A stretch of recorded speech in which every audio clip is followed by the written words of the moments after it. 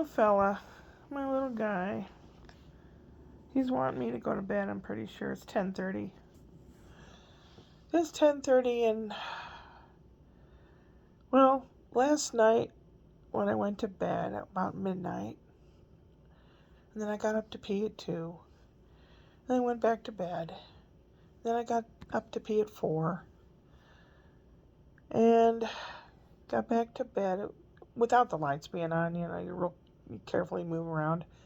I threw back the covers. I was going to sit on the bed, and when I sit on the bed, I put my feet up, scooch around, and then cover myself up. But I saw a flashlight aimed toward the curtain, coming towards the house. Weird. Very quiet. Not a sound. And some people have written on this neighborhood thing that people have been taking their Halloween decorations or whatever. Well, there's one right in front of my bedroom window that's called the Soul Sucker. It's this giant, horrible looking thing, and it's holding like a little girl. And when it works, arms raise up, and the little girl's head goes back, and that party smoke stuff, vapor smoke that some rock bands use sometimes, comes out of her mouth, and it goes into the creature's mouth. And it's really horrible looking. I thought, they're going to come up and steal that. It's expensive. I don't like it, but it's expensive, and it's not mine. It's Brian and Ashley's. But no. It's so horrible looking, and Spencer will not come in the house by the front door. He has to go through the garage and around the back door. He will not come in by that thing. I don't blame him. It's horrible looking. Anyway, I'll show you sometime.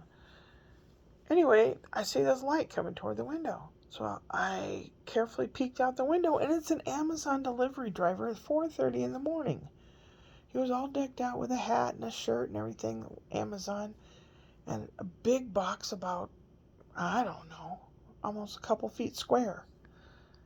It wasn't very heavy because he was carrying it, and he bent over and placed it and took a picture of it.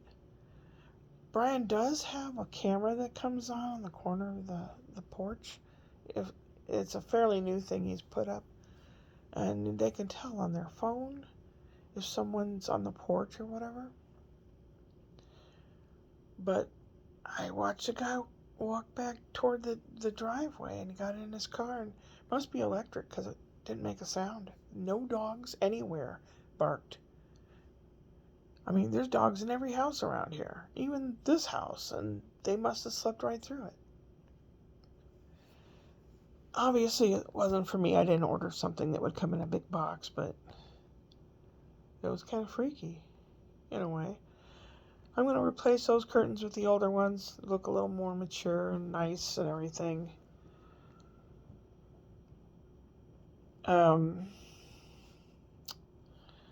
Maybe do a little bit of laundry, put some more stuff away. Brian's off tomorrow. Maybe I'll go with him to pick up Spencer. I don't know. Yeah, I hope I feel better tomorrow, because I don't want to be a downer to everybody. Thanks, then why are you putting it on YouTube? So you know what happens if I croak and I'm not on here anymore. I mean, you can tell by my Whoop Whoop Wednesday that I just wasn't feeling it. But I have been doing Whoop Whoop Wednesday for over 10 years, every Wednesday. And I couldn't let my people down. No, couldn't do that. What do performers do when they're feeling sick? Do they still go on? I mean, if they're not too sick. They must. I was in high school. What did I work on? Costumes? We did Tartuffe, and the main character, Jeff, Monsieur, whoever the master of the house was, he plays this arrogant fop type guy. And Tartuffe is like a con man. He comes in with his sidekick, and they take this guy for a lot of money and stuff. But anyway, this guy practiced. He'd go up and down the hall with a hanky in his hand, practicing to be one of these fops from the 1700s. Yeah, he was a strange person. But he had a bad case of diarrhea during opening night. but he managed to keep it all together. And when he wasn't on stage, he made a beeline toward the bathroom. But he made it all the way through the play. So, some performers, are dealing with a lot of stuff you don't even know they're dealing with. What even brought that up? I don't know. I had to call my friend Terry. I've known her since 1969. We were working on Superman, a musical. I was in it, and she worked on the set, and she was following me home, wearing a t-shirt and overalls, because she'd been working on the scenery. And she said, "I see we walk the same way most of the way home. Is it okay if we walk together?" And that's how we met. And she's a voice of reason and common sense. My brother David used to be the voice of reason and common sense until he fell for the MAGA stuff. Unless he didn't really fall hard. I don't know. His wife inherited over $1 million, so he never has any reason to deal with this plebeian. And he knows I'm a little different. I don't know. But I still love him. And I'd do about anything for him. And he knows I would. I hope he knows I would. We were raised pretty much the same, except he was the golden child and I was the scapegoat under my narcissist mother. But I think he understands why some of the things when you don't want it to exist, you kind of ignore it and hope it goes away. That's the way I was raised. And some things in life don't go away. I know there's one thing in life I wish would go away, and all the people that lick his ass. He's a bloated orange buffoon. And that's about as far into politics as I want to go today. I'm very disappointed at what he has managed to do to the White House. Beautiful rose garden he completely demolished and put in a big patio for patio parties for him and whomever he invites. And now he wanted to, what did he want to do? A ballroom, giant ballroom with gold everything and chandeliers, etc., etc. And he kept saying it was going to be next to the White House. It wasn't going to be, I wasn't even going to touch it. And there are pictures of, what was it, the East Wing? I think it's the East Wing. Is demolished, just taken off there's a big hole in the side of the White House. It's just the kind of shit that we have to deal with every day. And people are not saying no to this guy. It's going to hurt them to hear the word no. Just like a spoiled child. But you should teach your children they can't do and have everything that they want. I don't think Trump's ever been told no. He's like a big 5-year-old, 4-year-old. He's acting that way. And the bad part is their people must be getting something out of it to keep going along with them and playing those games. They have to be getting something out of it. And greed. And he's not holding a knife to their nuts. They're doing it willingly. We have a vote on November 4th is election day or beforehand. If I got the thing in the mail and I could return it in the mail, but I voted and I already took it into the courthouse and put it in the box, the ballot box, the locked ballot box. I voted yes on Prop 50. There are a handful of states that are redistricting so that the Republicans and Democrats, Independents, whatever, are more equally distributed in that area. Because otherwise, the electoral vote will they'll handpick a couple areas that are all one side or the other. And that's not fair. We want it to be fair for everybody. Now, if Doofus wins again or whatever, or has some henchman or whatever win, if it's legal, I'll have to accept it. But he had Putin involved last time. This time I have a feeling it's going to be a guy from Venezuela that they just gave $380 million to. It's like, I scratch your back, you scratch mine. That's what quid pro quo means. Oh, shit, Shirley. Enough politics. God damn. Yes, I'm swearing. I'm upset. I hope I can go to sleep tonight. Having trouble with the computer. Having trouble. And someone, more than one person, mind you, on YouTube has said their algorithms, well, they're getting paid, obviously, because they have commercials and stuff. Their algorithms have been messed up in the last couple days, almost like on purpose. Well, 2 days ago, there was like a blackout with Facebook and YouTube and a couple other agency, Meta, owned by a couple of very rich people. There was like a blackout. Now, what they were doing, I don't know if they were changing the algorithms or what, but people that get paid through YouTube, I don't, have noticed their algorithms have changed. If you like me, subscribe.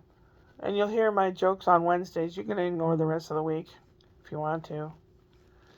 If you like what I gotta say, thumbs up. If not, then just pass me by. Which is a song Ringo Starr sang. Oh, he sang Don't Pass Me By. That's right. That's what it was. Sorry. The old brain's got a lot of information on that dusty old shelf inside. Sometimes the dust is on there pretty thick. Tomorrow I hope to finish the screen. I brought the roll of screening in so I can do it in here and not have to go outside. It's rather chilly now. It's gotten very chilly.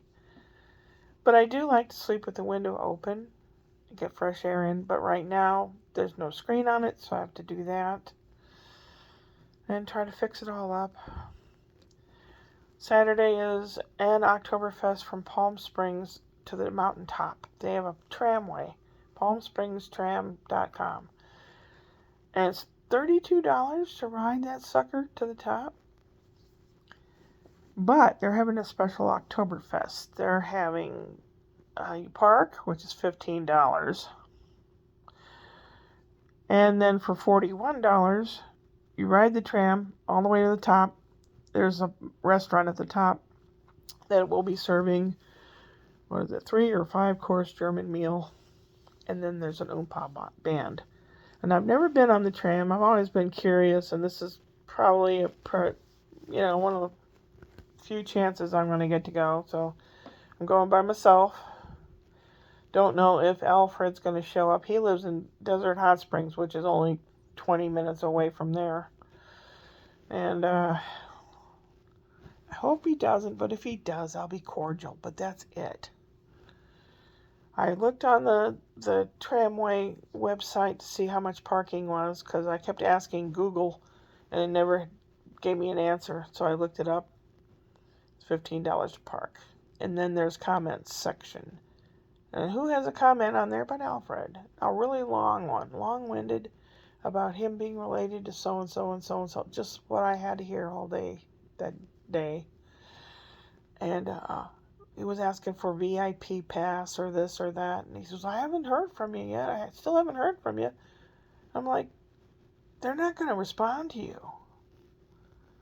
Not with that kind of blither. All you got to do is say something very simple, or talk to somebody. Trying to talk to somebody on their site. Said if you want to talk to somebody, here's the phone number. I called it and was on hold over 15 minutes. So I thought, screw it, it's not worth it. I may or may not go Saturday since I altered my dress and it fits now. How cold is it going to be? I don't know. I heard from supposedly Max Robb fan club on Facebook this German singer that I'm going to go see in the spring. And he says, how long have you known about my music? Or what songs do you like the best? And I said, all of them, but I particularly like Es wird wieder gut, which is kind of a sad song. This guy's really having a hard time. And the song said, things will get better, is what the song says. And it made me feel better listening to it. And then I like Wochenende und Sonnenschein. Wochenende und Sonnenschein. It's like happy days are here again. The skies are...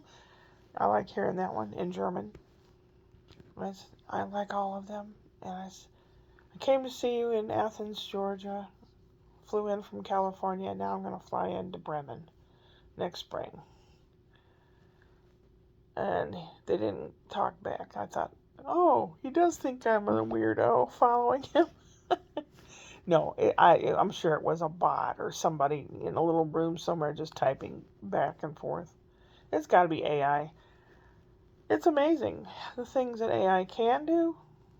It really is.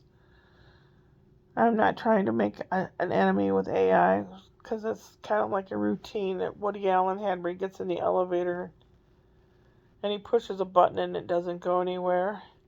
And the elevator talks to him and says, you're the one that was mistreating your toaster this morning, aren't you? It's like, oh, God. Oh, brother. I am so sorry I'm going on and on. I have this crap on my heart and I got to get rid of it, but I'm not sure how. Maybe going out and doing something physical. Let's get physical, physical. Yeah, I gotta do that screen tomorrow. And maybe I'll film it and make a movie thingy out of it. I don't know. But if I go to that thing out in Palm Springs, which is 38 miles away, be about 40-minute drive. If I go Saturday, you're going with. And we get to go by some big areas that have hundreds and hundreds of those huge windmills. The thing Trump hates. Wow, wow. A windmill farm. They don't kill birds. They don't kill whales. The reason he's against them is because he has big buddies with big pocketbooks in the coal and gas industry. That's the reason he makes money not being ecologically correct. But it'll be interesting. Yeah, I gotta. Hopefully, I can get rid of some of this angst. Maybe I'll drink some booze and try to pass out. What are you passing out? Money? Yeah. Oh, God, I'm so sorry. I consider you family. Because some friends will have left by now, but some family has to stay until you're done talking. Sorry. Feel better already. I know half of you people out there. Like 4 people. Dave sometimes watches. Deb watches. Glenda. Montana. And there's another person that is a lady. But she doesn't really... She has a channel, but she only has... like a small 30-second thing on a video game or something. So I don't really know a lot of the people that watch me. There's an Australian lady and her husband sometimes. Guy in Canada, lady in Australia, some guys in England. Who else that I know of? Italy and Germany.